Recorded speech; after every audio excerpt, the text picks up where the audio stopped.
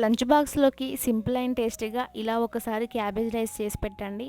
రోజు ఇలాగే చేయమని అడుగుతారు. అంత బావుంది టేస్టు. స్టవ్ మీద ముందుగా పాన్ పెట్టుకొని ఆయిల్ వేసి ఆవాలు, జీలకర్ర, పచ్చిమిర్చిని, ఆనియన్ వేసుకొని అవి మగ్గిన తర్వాత చిన్న చిన్నగా కట్ చేసి పెట్టుకున్న క్యారెట్ ముక్కల్ని, సన్నగా తరుక్కున్న క్యాబేజ్‌ని వేసుకొని ఒకసారి అంతా కలుపుకొని మూత పెట్టేసి మగ్గించుకోవాలి.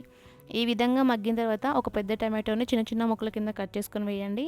అలాగే 2 రెబ్బల కరివేపాకుని, పావు టీ స్పూన్ పసుపుని, రుచికి తగినంత ఉప్పుని, ఒక స్పూన్ కారాన్ని వేసుకొని ఒకసారి అంతా మిక్స్ చేసి ఉడికించుకున్న అన్నాన్ని వేసి అలాగే కొత్తిమీరను కూడా వేసేసుకొని హై ఫ్లేమ్లో 3-4 నిమిషాల పాటు మిక్స్ చేసుకున్నామంటే ఎంతో రుచికరమైన క్యాబేజ్ రైస్ అయితే రెడీ అయిపోయింది. నిజంగా టేస్ట్ అయితే చాలా బాగుంది. దీంట్లోకి కాంబినేషన్గా బాయిల్డ్ ఎగ్స్ అయితే పెట్టాను నేను.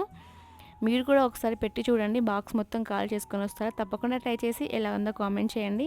మన ఛానల్ చూస్తున్న వారు ఇంకెవరైనా సబ్స్క్రైబ్ చేసుకోకపోతే వెంటనే వెళ్ళి సబ్స్క్రైబ్ చేసుకోండి. Thank you for watching.